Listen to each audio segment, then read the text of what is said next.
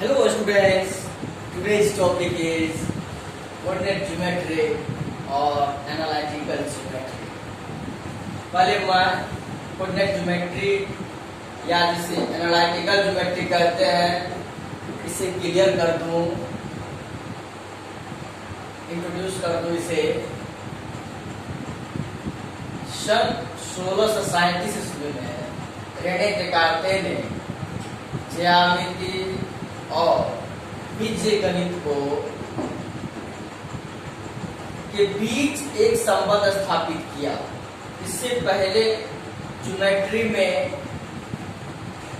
Algebra का कोई use नहीं होता था। रेने डेकार्ते ने ज्योमेट्री में अलजेब्रा को जोड़ दिया, दोनों में एक रिलेशन एस्टेब्लिश कर दिया, तो उससे एक नया डेवलप हुआ जिसे हम कोऑर्डिनेट ज्योमेट्री कहते हैं या एनालिटिकल ज्योमेट्री कहते हैं।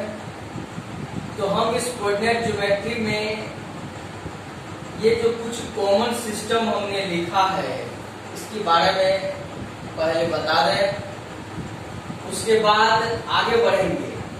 यहाँ जो ये सिस्टम है कोऑर्डिनेट का, कॉमन सिस्टम ऑफ कोऑर्डिनेट्स, ये जो हमने लिखा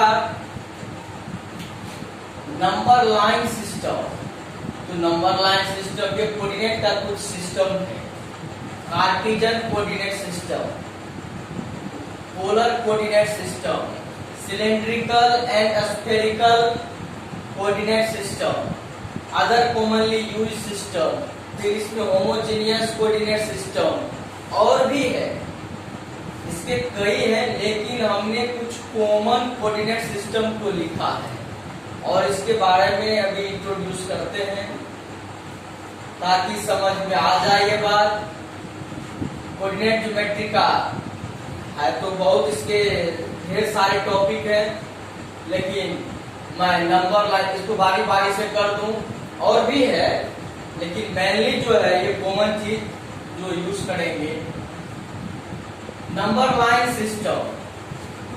तो जैसे हम एक नंबर लाइन खींचते हैं, ठीक है, ये रियल लाइन, इसको रियल लाइन भी कहते हैं या नंबर लाइन कहते हैं। मान लेते हैं यहाँ 0 है, 1 2 3 4 5, 1 2 3 4 5, यहाँ 0 है, ये न्यूट्रल, तो यहाँ से इधर पॉजिटिव की ओर है, इधर निगेटिव की ओर, इधर भी बढ़ रहे हो, यहाँ हो जाएगा 1 2 3 4 5 सो आगे बढ़ेगा या एरो दिया। तो इधर इसका अपोजिट है, यहाँ हो जाएगा -1 -2 -3 -4 -5 सो क्लियर है। तो जब ये जो ईच पॉइंट है, ये जो रियल नंबर है, इसी को तो हम ये नंबर लाइन सिस्टम में यानी coordinate system, number line coordinate system कहेंगे इसको। एक ही बात है, ठीक है, नंबर लाइन कोऑर्डिनेट सिस्टम। तो ये हो गया। अब हम यहाँ सेकेंड नंबर को कार्टेशियन कोऑर्डिनेट सिस्टम में आइए। ये जो प्लेन कोऑर्डिनेट सिस्टम है ये देखिए। हाँ, एक बात और, फिर इसमें भी और टाइप्स है।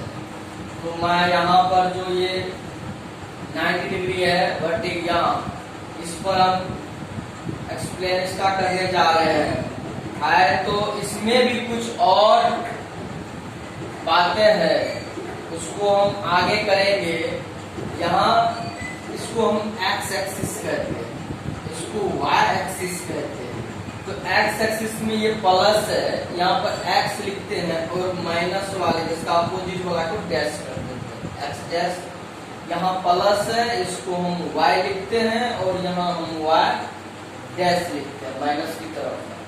यहाँ जो intersection point of both axis means x axis and y axis, यहाँ जो कट किया है तो यहाँ 0 0 है, एक्स भी 0 है, वाई भी 0 है, क्योंकि एक्स यहाँ से चलना प्रारंभ करता है, इधर भी इधर बढ़ना शुरू करता है, इधर घटना शुरू करता है, ये इधर बढ़ना शुरू करता है, इधर घटना शुरू करता है, ठीक है ना।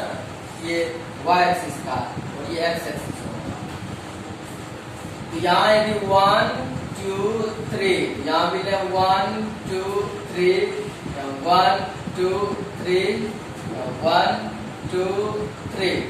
यहाँ अगर हम 1 लिए 2 लिए 3 लिए तो इधर भी यहाँ लिखते 1 2 3। यहाँ इसका उल्टा इधर ये क्या हो जाएगा -1 -2 -3।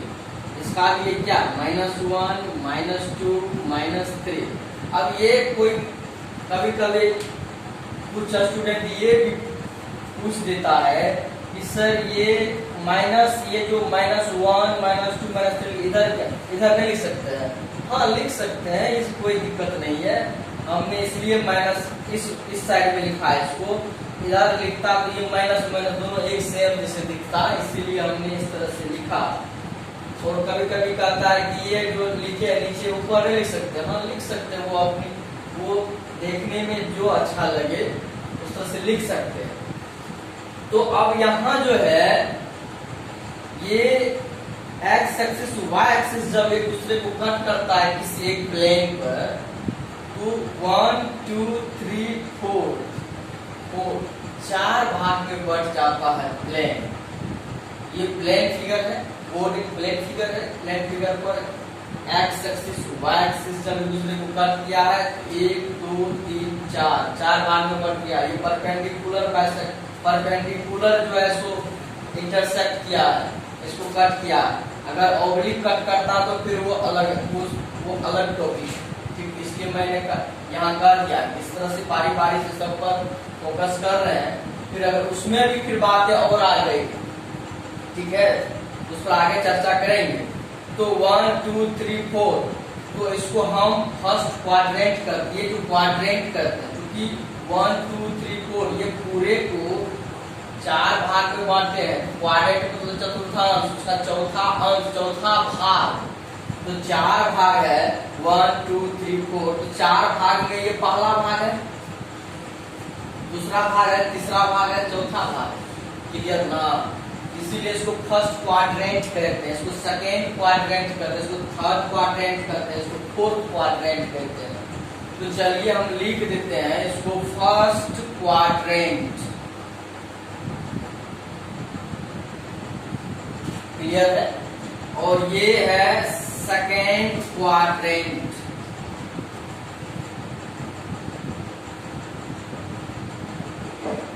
और ये थर्ड क्वाड्रेंट, कोई दिक्कत? और ये है फोर्थ क्वाड्रेंट। क्लियर है ना? अब एक बात है कि इसमें अगर इसका ई भाग की बात लें तो यहाँ से इसको भूल जाए सिर्फ यही तो x वाला क्या है, पॉजिटिव है, तो पहले x लिखते हैं तब y।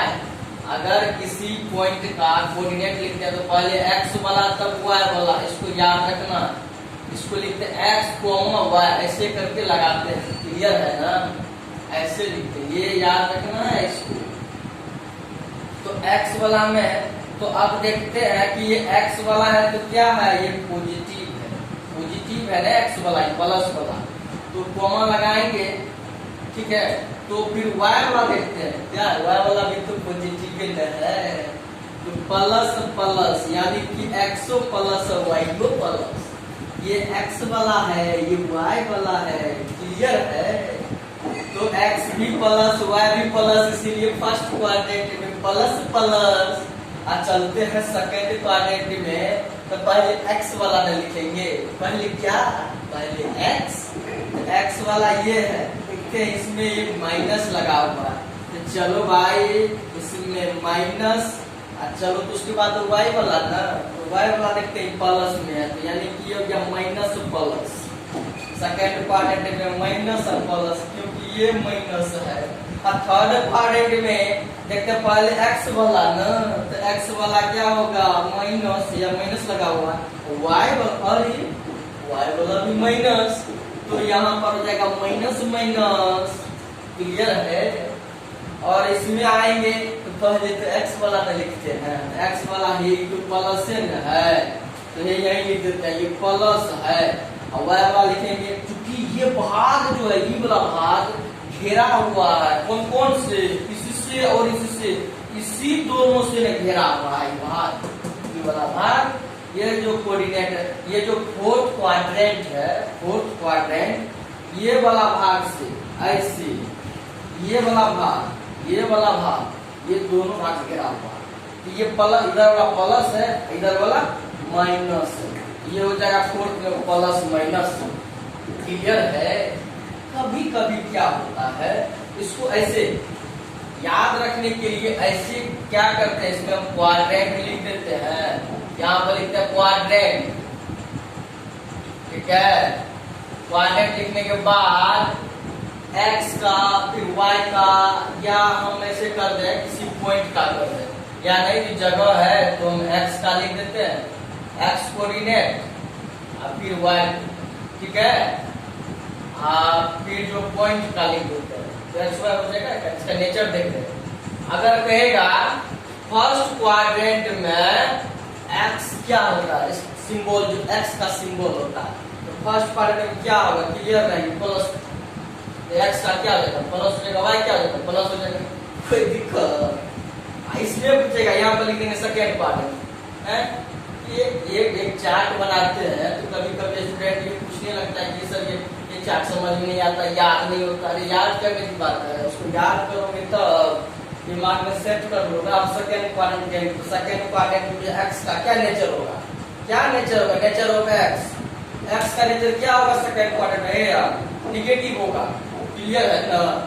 थर्ड में कहेगा तो निगेटिव भी होगा, फोर्थ में कहेगा तो पॉजिटिव हो जाएगा x, दो पॉजिटिव है, दो निगेटिव है। क्लियर है? तो x वाला दो निगेटिव है, तो y वाला दो निगेटिव है, यही से बना है, कोई ऊपर से थोड़ी ना आया।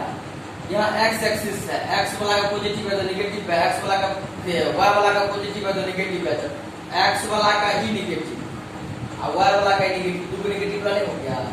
x वाला का ही पॉजिटिव है, y वाला का ही पॉजिटिव, दो पॉजिटिव नहीं हो गया, कोई दिक्कत। अब देखो उसमें कहीं दिक्कत है। सेकेंड क्वाड्रेंट इसी तरह से, फिर हो जाएगा थर्ड क्वाड्रेंट, फिर हो जाएगा फोर्थ क्वाड्रेंट। इसमें पूछेगा इसका नेचर x कोऑर्डिनेट का, y का, तो कैसे कोई दिक्कत नहीं है। चलो इसको देखो, तो उसके बाद हम आगे बढ़ते हैं। अब यहाँ देखो, हमने ये बनाया, कोई पॉइंट है कहीं पर, मान लेते हैं यहाँ एक पॉइंट, मान लेते हैं ये P पॉइंट, P पॉइंट है, तो ये इस दिशा में भी है और इस दिशा में भी है नहीं। अब इससे भी पहले एक बात हम बताते हैं, अगर कोई पूछेगा कि ये कोऑर्डिनेट ज्योमेट्री का जो यूटिलाइजेशन है, उसके बाद एक एग्जांपल लेते हैं। ये तो बहुत बड़ा है, इसे छोटा मान लेते हैं। यहाँ पर एक पॉइंट है, यहाँ पर एक पॉइंट, क्लियर है? ये पॉइंट ये कहाँ लोकेट कर रहा है, इसका लोकेशन क्या है, कैसे बताओ। यहाँ तो बताने के लिए तो 3D की जरूरत है, 3 डायमेंशनल। जैसे अगर हम इधर एक्स एक्सिस खींच देंगे तो इधर वाई एक्सिस हो जाएगा, तब फिर ऊपर भी है जेड एक्सिस हो जाएगा, तब ये 3D हो जाएगा, 3 डायमेंशनल हो जाएगा। अगर हम सिर्फ यहाँ पर की बात करेंगे, ये पॉइंट कहाँ है, इसका लोकेशन तो ओरिजिन यहाँ न है, ओरिजिन यहाँ है। ये 9th क्लास में, प्रीवियस क्लासेस में ये सीखा होगा कि अगर इसको लोकेट कैसे करते हैं। ये पॉइंट है ना, इसमें इस डायरेक्शन में भी न है, इसके सामने में है ना, इसका मतलब इस डायरेक्शन में भी इधर आगे गया है, तो इस डायरेक्शन में बढ़ा है, तो ये इधर बढ़ रहा है, ठीक है। तो y एक्सिस से ये डिस्टेंस जा रहा है, क्लियर है? y एक्सिस से ये बढ़ रहा है इधर, क्योंकि यहाँ आएगा तो नजदीक में और बढ़ेगा, यहाँ होगा, यहाँ होगा, y एक्सिस से ये बढ़ रहा है। अगर इधर जा रहा है, जाते जाते जाते जाते इस सामने आ गया, इसका मतलब ये x एक्सिस से उधर जा रहा है, कोई दिक्कत। तो यहाँ ये x एक्सिस से बढ़ रहा है, ये देखो देखो देखो देखो देखो देखो, यहाँ इसका मतलब यहाँ से ये जो इधर है इसका मतलब है कि एक्स एक्सिस से इतना ऊपर गया, यही वाला में जिसको हम वाई कहते हैं। यहाँ से जो वाई एक्सिस इधर गया, मतलब यहाँ इधर से जो यहाँ गया, फिर इस एक्सिस से उधर गया, ये एक्सिस से इधर आया, तब नहीं मिला है। नहीं समझे? ये है वाई एक्सिस, ये है एक्स एक्सिस। एक्स एक्सिस से इधर गया तब न पी मिला ये पॉइंट, और वाई एक्सिस से उधर गया तब नहीं मिला। इसका मतलब यहाँ तक आया, इसको हम मान लेते हैं एक्स। क्लियर? ये जो इधर गया है इसको मान लेते हैं वाई। इसी को एक्स कोऑर्डिनेट करते हैं या एब्सिसा करते हैं। हमने लिखा है एक्स कोऑर्डिनेट या एब्सिसा करते हैं इसी को। ये जो लिखे हैं इसको वाई कोऑर्डिनेट करते हैं, जिसको हम सिर्फ ऑर्डिनेट से भी जानते हैं। ऑर्डिनेट से अगर डिफाइन करना कहे इसको तो कैसे करेंगे? यहाँ कहेंगे the distance of a point. यहाँ कर ले, कोई रटने की जरूरत नहीं है। ये पॉइंट है ना, यहाँ पर ये एक्स कोऑर्डिनेट है ना, एब्सिसा है ना, कैसे करेंगे इसको? द डिस्टेंस, डिस्टेंस से ना, ये जो एक्स है कौन चीज है? ये एक्स जो हमने लिखा है कि ये कितना दूर में है। The distance of a point from दी, ये इधर से आया है तब एक्स लिखे हैं, यही डिस्टेंस है। अरे यहाँ से जितना इधर आया तो वही इतना ही नहीं है, आज जितना ई है उतना ही, जितना ई है उतना ई भी है, और जितना ई है उतने नहीं है। ये और ये दोनों बराबर है, सेम चीज है। इसको कहें या इसको कहें, तो ये जो हम लिख रहे हैं यहाँ से यहाँ तक का, ये जो एक्स लिखे हैं तो क्या लिखे हैं? The distance of a point from the y axis. Y axis से ये जितना डिस्टेंस पर है, the distance of a point from the y axis is called x coordinate और एब्सिसा। याद रहेगा ना? अब यहाँ से यहाँ तक गया था, अब ये जो ऊपर गया था एक्स एक्सिस से, उसको क्या कहेंगे? ये द डिस्टेंस, ये जो है वाई वाला, the distance of a point, इस पॉइंट की जो दूरी है इससे, उसी को कहेंगे the distance of a point from the x axis. अब ई एक्सिस से कितना दूर है? The distance of a point from the x axis is called y coordinate, जिसको ऑर्डिनेट करते हैं। क्लियर है? क्लियर है ना? अब इसके बाद दो पॉइंट पर हम विचार करते हैं। अब एक और है बात, यहाँ ये जो हमने लिखा है, यहाँ से यहाँ इसकी जो दूरी निकालते हैं ना, डिस्टेंस, ये पॉइंट जो है तो ओरिजिन यहाँ है, यहाँ 0 0 है, एक्स भी 0 है, वाई भी 0 है। क्लियर ना? एक्स भी 0, वाई भी 0। तो यहाँ से जो यहाँ तक की डिस्टेंस है, ये डिस्टेंस पाइथागोरस थ्योरम, ये 90 डिग्री होगा तो यहाँ पर मिलेगा ना रूट एक्स स्क्वायर। याद रहेगा ना? नहीं याद रहेगा? वही तो है the distance of a point, the distance of a point from the origin. Origin से जो इसका डिस्टेंस है वह क्या होगा? Root under x square plus y square. याद रहेगा? क्योंकि ये x square plus y square, तब नहीं ये निकलेगा। ये जो हाइपोटेनियस है, अगर एक ट्रायंगल बन गया ना, उसमें भी राइट एंगल ट्रायंगल बना ना, राइट एंगल ट्रायंगल में जब बेस और परपेंडिकुलर मालूम रहेगा तो उसका हाइपोटेनियस नहीं निकलेगा। यानी कि आधार और लंब और आधार मालूम हो जाए तो कर्ण नहीं निकलेगा। तो लंब स्क्वायर प्लस बराबर कर्ण स्क्वायर, तो कर्ण स्क्वायर का हमको नहीं चाहिए, सिर्फ कर्ण चाहिए। तो कर्ण बराबर क्या होता है? रूट अंडर लंब स्क्वायर प्लस स्क्वायर। वही तो है root under x square plus y square. याद रहेगा? अब the distance between px1 y1 and qx2 y2 is। अब एक यहाँ पर ये क्या है कि जब यहाँ से ये कोई पॉइंट है, मान लेते हैं ये x1 y1, ठीक है, यहाँ पॉइंट कोई q है, ये x2 और y2 है, इसके बीच का दूरी डिस्टेंस कहेगा यहाँ से ये x एक्सिस y एक्सिस, ये मान लेते कटा हुआ है माइनस में दो, ये ठीक है ना, ये x एक्सिस से नेगेटिव हो जाएगा, ये y एक्सिस। तब कहता है दो पॉइंट दिया हुआ है यहाँ पर, एक पॉइंट यहाँ, जिस पॉइंट का नाम है P, एक पॉइंट का नाम है Q। तो P का कोऑर्डिनेट ये है, Q का कोऑर्डिनेट ये है। तब कहता है यहाँ से डिस्टेंस कैसे निकलेगा? तो तब क्या कहेगा इस दोनों का कोऑर्डिनेट निकालने के लिए, कहीं हो मान लेते हैं कि ये प्लेन फिगर इसमें है यहीं पर ऐसे मान लेते हैं ये यहाँ बी है, तो ए बी का डिस्टेंस कैसे निकालेंगे? अगर इसका कोऑर्डिनेट दिया होगा, इसका कोऑर्डिनेट दिया होगा, आराम से निकाल सकते हैं डिस्टेंस फॉर्मूला से। वही तो मैंने लिखा the distance between P and Q. P का कोऑर्डिनेट दिया हुआ है x1/1, q का x2/2 is root under x2 minus x1 का whole square plus y2 minus y1 का होल स्क्वायर रूट ओवर। हाँ, एक बात और, ये उल्टा पुल्टा भी चलता है क्या? जब x1 माइनस x2 का होल स्क्वायर करेंगे तो फिर इधर y1 माइनस y2 का होल स्क्वायर कर देंगे, सेम आएगा। करके देखना, ये आंसर सेम आएगा।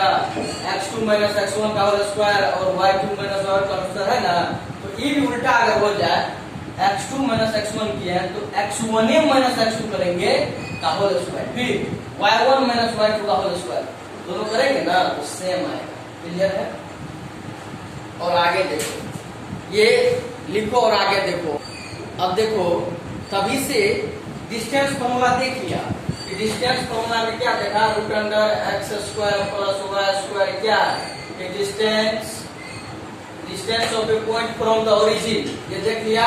दूसरा क्या देखा था? रूट अंडर अगर 2 पॉइंट्स के बीच डिस्टेंस बिटवीन 2 पॉइंट्स, तो वो क्या देखा था? x1 माइनस x2 का whole square plus y1 minus y2 का होल स्क्वायर, यही देखा था रूट ओवर। या इसी को निकालते हैं ऐसे करके, root under x2 minus x1 का whole square plus y2 minus y1 का होल स्क्वायर। क्लियर है ना? ये अब ये सेक्शन फॉर्मूला क्या होता है? ये देखो सेक्शन फॉर्मूला क्या होता है। एक यहाँ से ये 2 पॉइंट्स है, ये PQ, इसका x1 y1 क्या हुआ, ये Q है, इसका है x2 और y2। क्लियर? बीच में कोमा, ठीक है। ये कोई पॉइंट है यहाँ, ठीक है। ये इसको m is to n ratio है, m is to n में अगर डिवाइड करता है तब यदि इसका हम अगर मान लें PQ, तो इसको अगर इसको r अगर निकालें, इसका अगर ये निकालेंगे x ये भी निकालेंगे, ठीक है। तो इसके लिए हमको सेक्शन फॉर्मूला का ये यूज करना पड़ता है, ठीक है। तो इसका जो x निकालते हैं ना, इसका x ऐसे निकालते हैं, x इक्वल क्या करते हैं? सेक्शन इधर का कोऑर्डिनेट उधर का, सेक्शन फॉर्मूला है तो सेक्शन इधर का, तो यहाँ लिखते हैं m, x वाला लिख रहे हैं तो ये हो जाएगा इधर, इसमें चला जाएगा mx2। क्लियर है?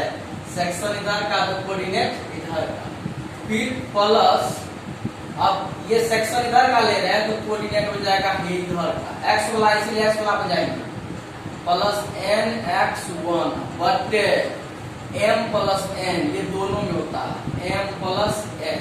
क्लियर? याद रहेगा? y इक्वल टू सेक्शन इधर का कोऑर्डिनेट उधर का, y वाला है x वाला नहीं, यहाँ हो जाएगा m y2 plus n y1, यहाँ आएगा n से y1 में। अच्छा ये बात, ये जगह सेक्शन इधर का तो कोऑर्डिनेट उधर का y वाला, इसीलिए उधर चले गए, ठीक है। ये सेक्शन इधर का तो ये इधर का y वाला है तो n y1। क्लियर है? अब बटे m प्लस n तो दोनों में होता है। क्लियर हो गया? तो ये x एंड y का वैल्यू निकालेंगे। हाँ, एक बात, यदि ऐसा हो, इस यहाँ पॉइंट P है, ये Q है, यहाँ x2 y2 है, यहाँ x1 y1 है, ये मिड पॉइंट है, मिड पॉइंट। तब कहेगा निकालने के लिए तो बिल्कुल याद रखना x1 प्लस x, यहाँ पर x1 प्लस x2/2 कर देना, ये निकलेगा। आइए y1 प्लस y2/2 कर देना तो ये निकल जाएगा, यानी कि दोनों पॉइंट निकल जाएगा, x कोऑर्डिनेट भी y कोऑर्डिनेट भी निकलेगा। क्लियर है? ये बात समझ में आई? दोनों को जोड़ के आधा कर देना है, x वाला का दोनों को जोड़ देंगे आधा कर देंगे, y वाला का दोनों को जोड़ देंगे आधा कर देंगे, x कोऑर्डिनेट y कोऑर्डिनेट तो निकल जाएगा, मिड पॉइंट है तो ऐसा करना है। क्लियर है? अब एक चीज और देखो, यहाँ पे अगर ट्राइंगल दिया हुआ हो, ट्राइंगल में थ्री वर्टेक्स है P Q R. Three vertex में तीनों का कोऑर्डिनेट किया हुआ x1 y1 x2 y2 x3 y3। तो अब इसका तो कोई एरिया निकालने के लिए मालूम है क्या करोगे, ऐसे करोगे 1/2 इनटू यहाँ एक ले लेना x1, यहाँ ले लो x2, यहाँ ले लो x3। अब यहाँ क्या करना, x1 हो गया तो यहाँ बच गया 1 2 3 के सर्किल में घूमना है, तो y2 माइनस y3 क्लियर हो गया। ये हो गया प्लस। अब x2 इंटू तो 2 है, यहाँ तो 2 लिए तो 3 बचेगा, तो y3 minus y1 clear plus x3 into तो ये क्या लिए हैं, ये क्या किए हैं 2 3, तो यहाँ हो जाएगा y1 माइनस y2 क्लियर हो गया। कोई दिक्कत नहीं है, दिक्कत इस पर बैठा देना, एरिया ऑफ ट्रायंगल निकल जाएगा। क्लियर है।